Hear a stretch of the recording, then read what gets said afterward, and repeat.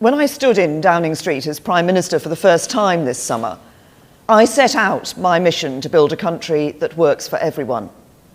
Today, I want to talk a little more about what that means and lay out my vision for a truly meritocratic Britain that puts the interests of ordinary working class people first.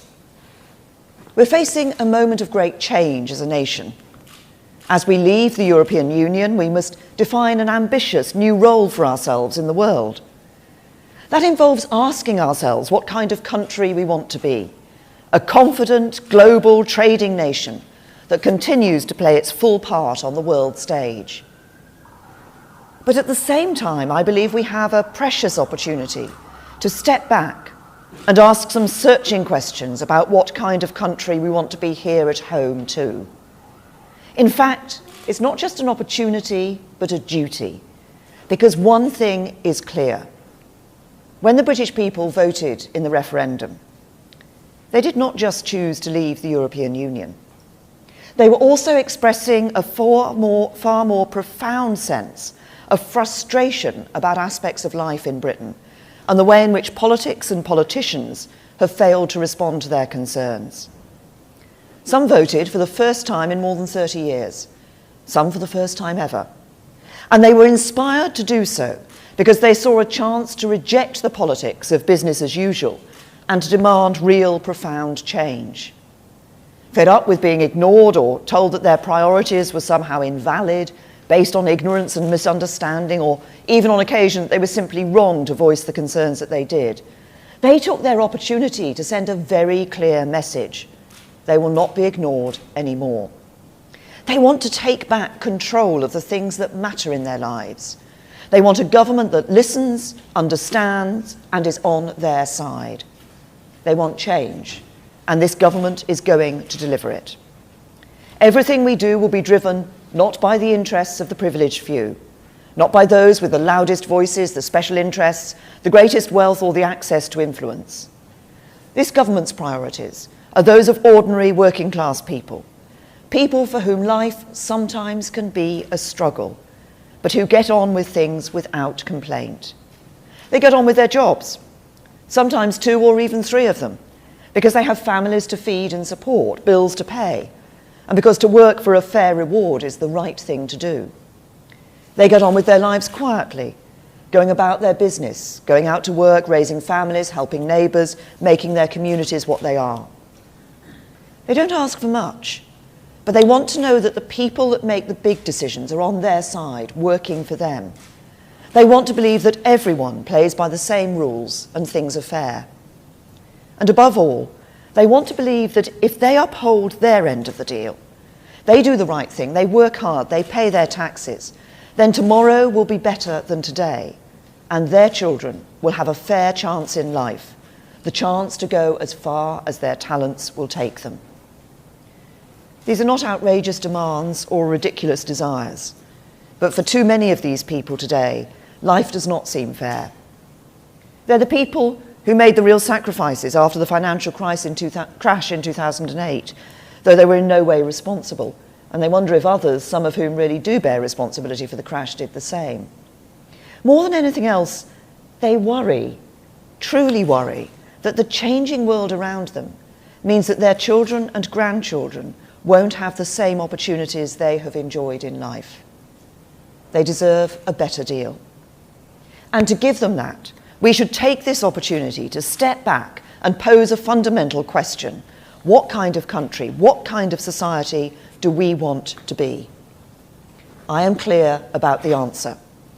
I want Britain to be the world's great meritocracy, where everyone has a fair chance to go as far as their talent and their hard work will allow.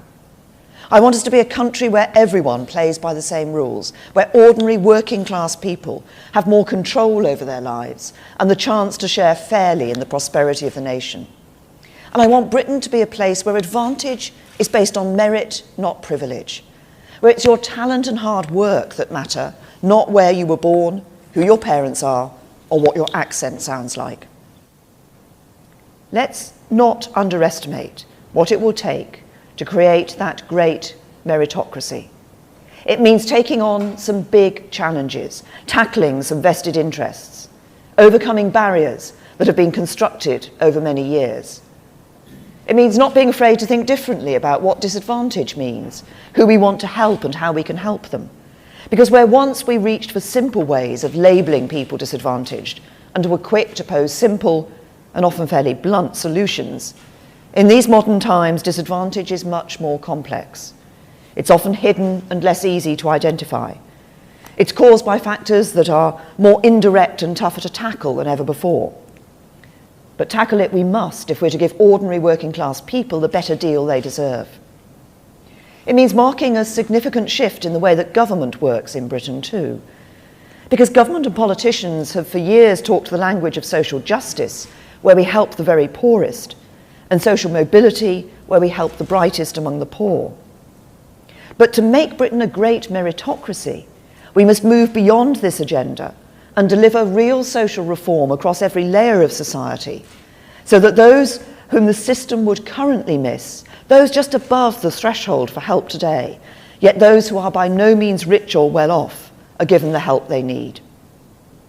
It means putting government firmly on the side of not only the poorest in our society, important though that is and will remain, but also of those in Britain who are working hard but just about managing.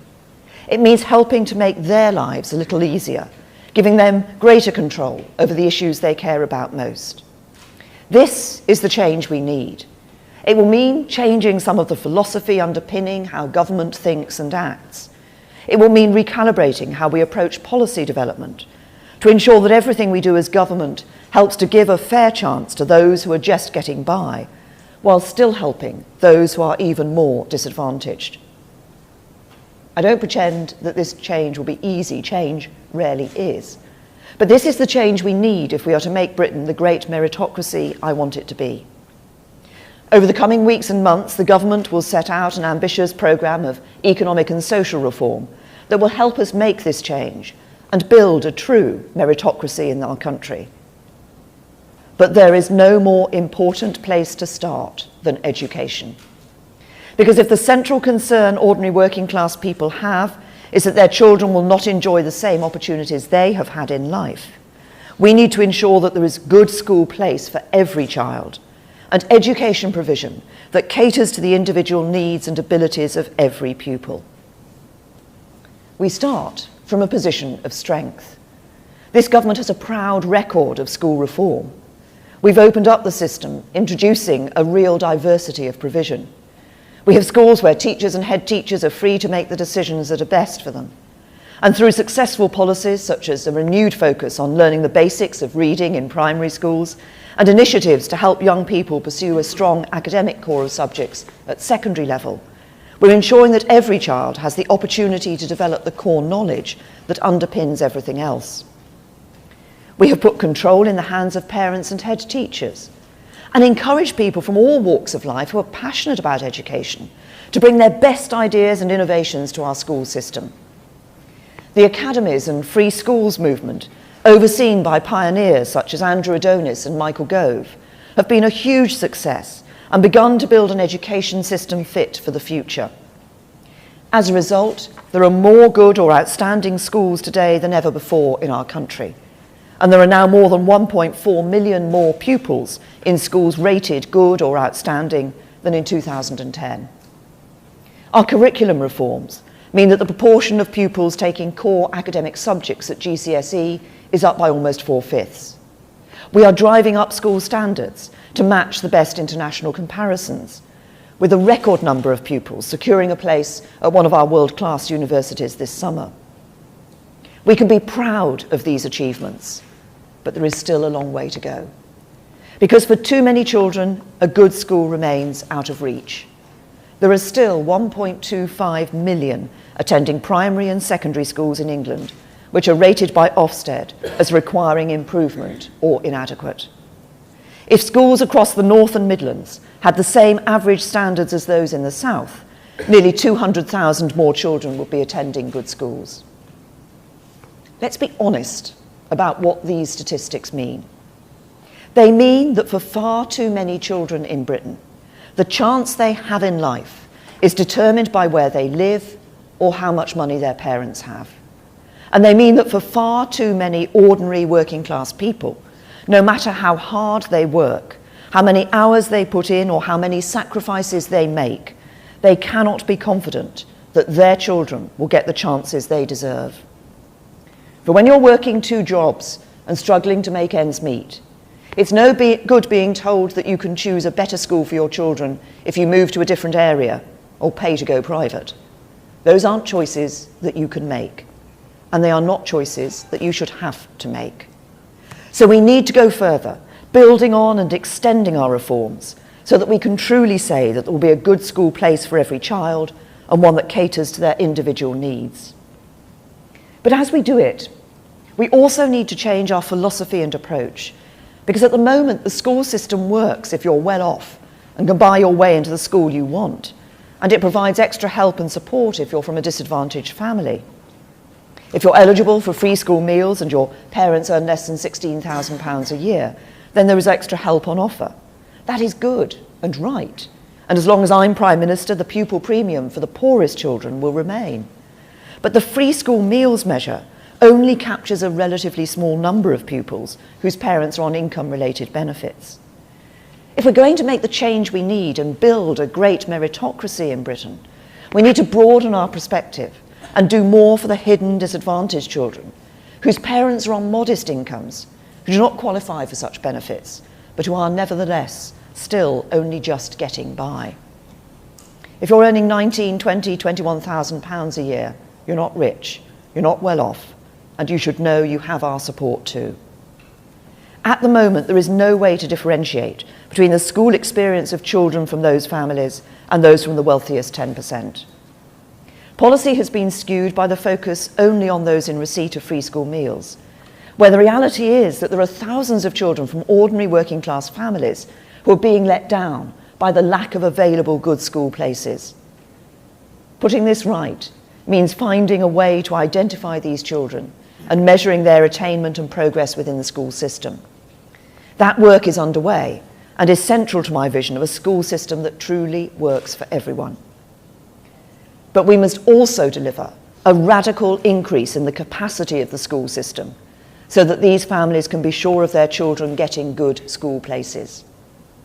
And this is really important, because I don't just want to see more school places, but more good school places. And I don't just want to see more new schools, but more good new schools that each in their way contribute to our diversity of provision, that caters to the needs and abilities of each individual child, whoever they are and wherever they're from. Every child should be given the opportunity to develop the crucial academic core, and thanks to our reforms, that is increasingly the case. But people understand that every child is different too, with different talents, different interests, different dreams. To help them realise their potential and achieve those dreams, we need a school system with the capacity and capability to respond to what they need. So as we radically expand the number of good school places available to all families, not just those who can afford to buy an expensive house, pay for an expensive private school, or fund the extra tuition their child needs to succeed, I want to encourage more people, schools and institutions with something to offer to come forward and help. In the last 6 years, we've seen individuals and communities put staggering amounts of time and effort into setting up good new schools.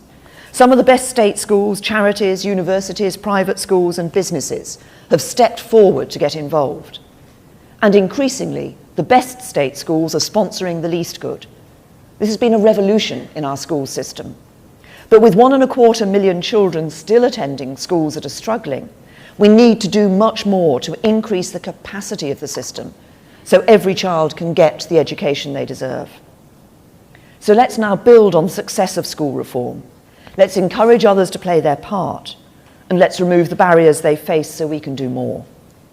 Let's sweep away those barriers and encourage more people to join us in the task of delivering a good school place for every child. Let's build a truly dynamic school system where schools and institutions learn from one another, support one another and help one another. Let's offer a diverse range of good schools that ensure the individual talents and abilities of every child are catered for. That is my ambition. And there are 4 specific proposals I want to talk about today that I believe will help. Firstly, I want to build on the success we've already experienced when some of our great universities have stepped in to help by sponsoring or supporting a local school. Universities have a huge amount to offer England's schools. They've been part of the fabric of our education system since the 13th century and have had a profound impact on our schools over generations. Recently, we've seen the University of Cambridge establish the University of Cambridge Primary School, and the University of Birmingham open an impressive new free school for secondary school pupils and sixth formers. The new specialist sixth form King's College London Mathematics School is already performing impressively, and the University of Brighton is involved in sponsoring more than a dozen different primary and secondary schools. These are the kinds of innovation I want to encourage. This kind of active engagement in building the capacity of our school system is, in my view, far more effective than spending huge sums on bursaries and other financial support that tackle the symptoms but not the cause. The right for a university to charge the higher level of tuition fee has always been dependent on their ability to fulfil specified access requirements. And this year, in fulfilling these requirements, they're expected to spend over £400 million on bursaries and other forms of financial support for students. Yet the evidence is clear. It is the attainment of pupils at school that is the overriding factor in predicting access to university. I'm not saying there's no place for bursaries, but overall, I do think the balance has tilted too far.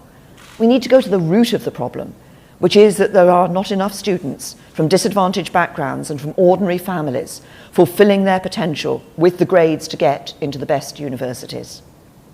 So I want our universities to do more to help us to improve the quality of schools so that more students of all backgrounds have the grades, the subjects, and the confidence to apply to top universities and to be successful in their exams in the first place. So the government will reform university fair access requirements and say that universities should actively strengthen state school attainment by sponsoring a state school or setting up a new free school. And over time, we will extend this to the sponsorship of or establishment of more than one school, so that in the future we see our universities sponsoring thriving school chains in every town and city in the country. Second, I want to remove the obstacles that stop more good faith schools from opening. Britain has a long history of faith schools delivering outstanding education. They already account for around 1/3 of all mainstream schools in England. They're popular with parents and significantly more likely than other schools to be rated by Ofsted as good or outstanding. I believe we should confidently promote them and the role they play in a diverse school system. Yet for Catholic schools in particular, there are barriers in their way. When a faith-designated free school is oversubscribed, it must limit the number of pupils it selects on the basis of faith to 50%. The intention is to improve the diversity of the school's intake, but in practice it has little impact on many Jewish, Muslim, Sikh and Hindu schools because they tend not to appeal to parents of other faiths. So despite the best intentions, the rule is failing in its objective to promote integration. But it does prevent new Catholic schools opening because the Catholic Church believes it contravenes its own rules for a Catholic bishop not to prioritise the admission of Catholic pupils. This is especially frustrating because existing Catholic schools are more ethnically diverse than other faith schools, more likely to be located in deprived communities, more likely to be rated good or outstanding by Ofsted, and there is growing demand for them. So we will remove this 50% rule to allow the growth in capacity that Catholic schools can offer. Instead, we will consult on a new set of much more effective requirements to ensure that faith schools are properly inclusive and make sure their pupils mix with children of other faiths and backgrounds. Of course, there must be strict and properly enforced rules to ensure that every new faith school operates in a way that supports British values. And we should explore new ways of using the school system to promote greater integration within our society generally. We will encourage the grouping together of monoracial and monoreligious schools within wider multiracial and multi-religious trusts. This will make it easier for children from different backgrounds in more divided communities to mix between schools while respecting religious differences. We will explore ways in which schools can enter into twinning arrangements with other schools not of their faith, through sharing lessons or joint extracurricular activities to bring young people from different schools together. And we will consult on the idea of placing an independent member or director who is of a different faith or no faith at all on the governing body of new faith schools.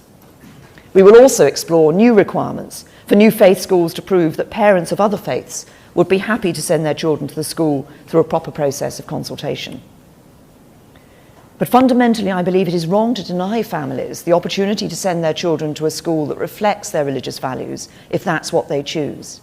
And it's right to encourage faith communities, especially those with a proven record of success like the Catholics, to play their full part in building the capacity of our schools. Third, I want to encourage some of our biggest independent schools to bring their knowledge, expertise and resources to bear to help improve the quality and capacity of schools for those who cannot afford to pay. This is entirely in keeping with the ethos that lies at the heart of many of these institutions. Most of the major public schools started out as the route by which poor boys could reach the professions. The nature of their intake may have changed today. Indeed, these schools have become more and more divorced from normal life. Between 2010 and 2015, their fees rose 4 times faster than average earnings growth, while the percentage of their pupils who come from overseas has gone up by 33% since 2008. But I know that their commitment to giving something back to the wider community remains. These are great schools with a lot to offer, and I certainly don't believe you solve the divide between the rich and the rest by abolishing or demolishing them. You do it by extending their reach and asking them to do more as a condition of their privileged position to help all children. Through their charitable status, private schools collectively reduce their tax bills by millions every year.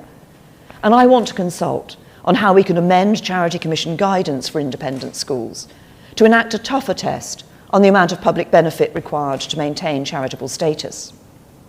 It's important to state that this will be proportionate to the size and scale of the school in question. Not every school is an Eton or a Harrow. Many public schools are nowhere near that size.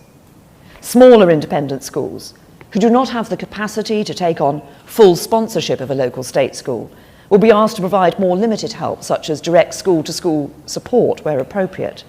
This could include supporting teaching in minority subjects, such as further maths or classics, which state schools often struggle to make viable.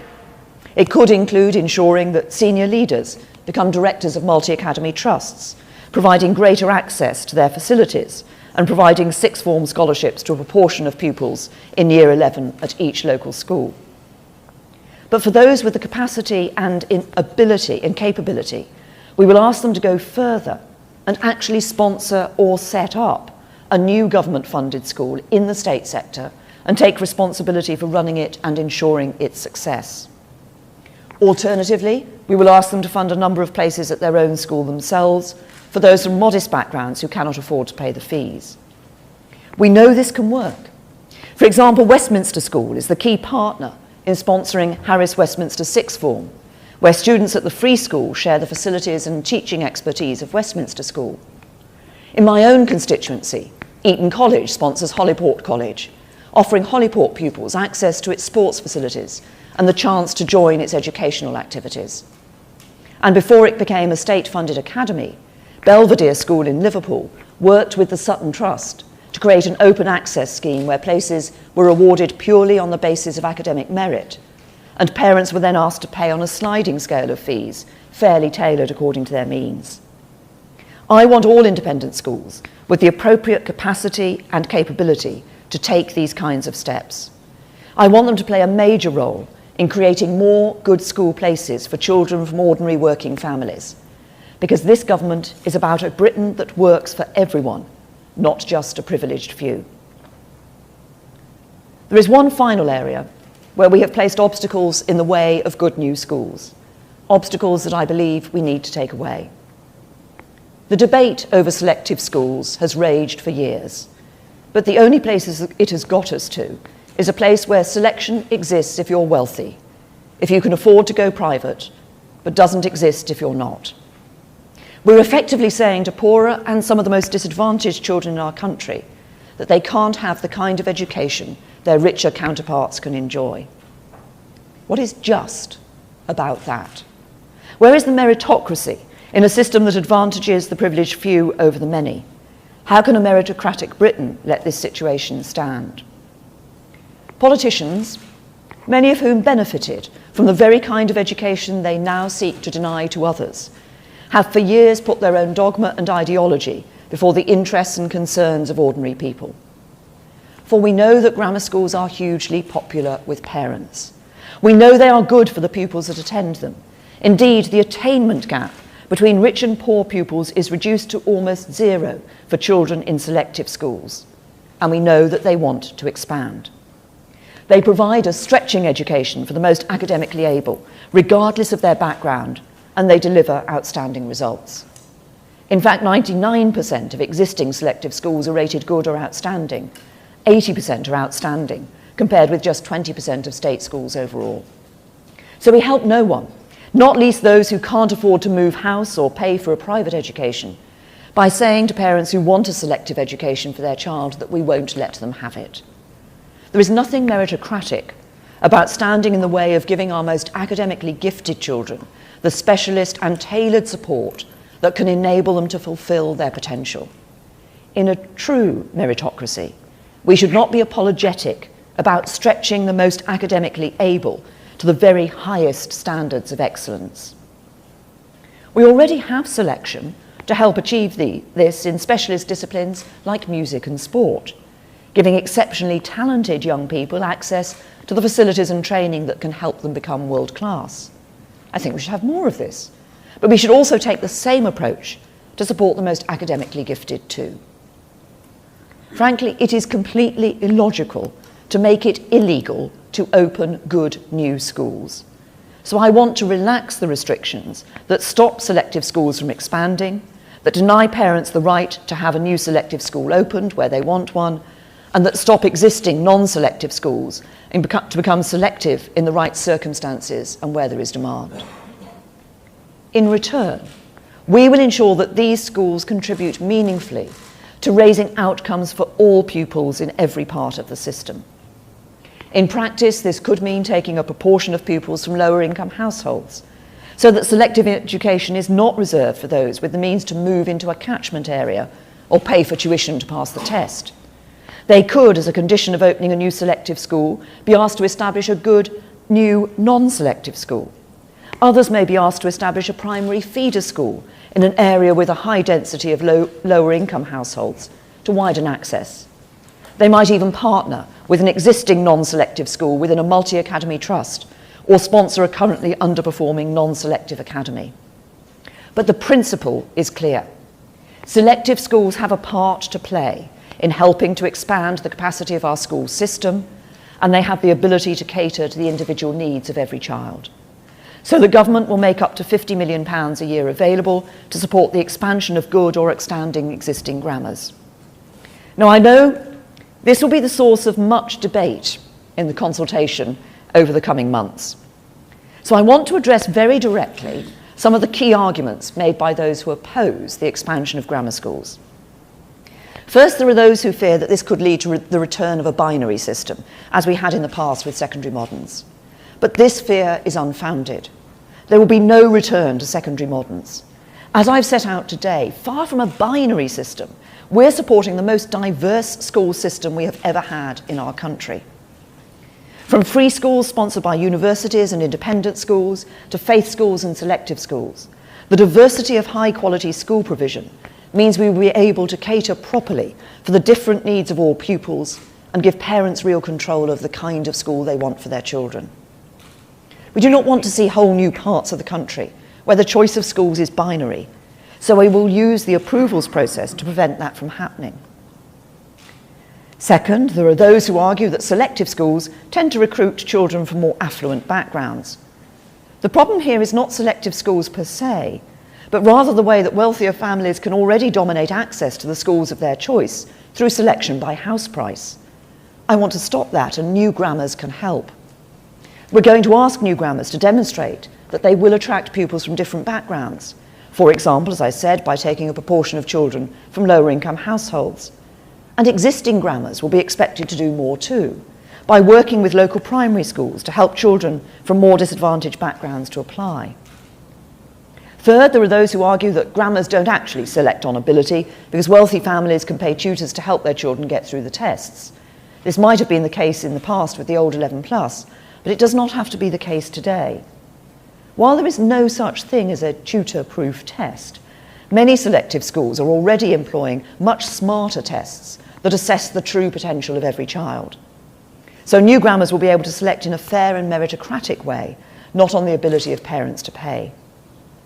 Fourth, there are those who worry about the cliff edge of selection at 11. Some fear it's too early, some fear it's too late. The truth is that it doesn't have to be a cliff edge at all. This is back in the old mindset of the grammar schools of the past. A modern meritocratic education system needs to be much more flexible and agile to respond to the needs of every child. So we will demand that new grammars make the most of their freedom to be flexible over how students move between schools, encouraging this to happen at different ages, such as 14 and 16 as well as 11. This means that children who are at a non-selective school sponsored by a grammar might join the grammar for specific subjects or specialisms where they themselves are outstanding. Or they might move to the grammar full-time later than aged 11 based on their performance at their current school. Finally, people get lost in the argument about whether the grammar schools of the 1950s and 60s improved social mobility or not. But I want to focus on the new grammars of the future, those that will be just one element of a truly diverse system, which taken as a whole can give every child the support they need to go as far as their talents can take them, and give every parent access to a good school place for their child. This is the true test of schools that work for everyone, and the true test of a meritocratic society. There's been a lot of speculation in the last few weeks, but as you know now, this is not a proposal to go back to a binary model of grammars and secondary moderns, but to build on our increasingly diverse school system. It is not a proposal to go back to the 1950s, but to look to the future. And that future, I believe, is an exciting one. It is a future in which every child should have access to a good school place, and a future in which Britain's education system shifts decisively to support ordinary working class families. These families are not asking for the world. They just want to know that their children and grandchildren will enjoy the opportunities they have enjoyed and be given the chance to go as far as their talents will take them, unhindered by background or circumstance, and by the artificial barriers some want to put in their way. In a country that works for everyone, it doesn't matter where you were born or how much your parents earn. If you work hard and do the right thing, you will be able to go as far as you can. I want this country to be a great meritocracy.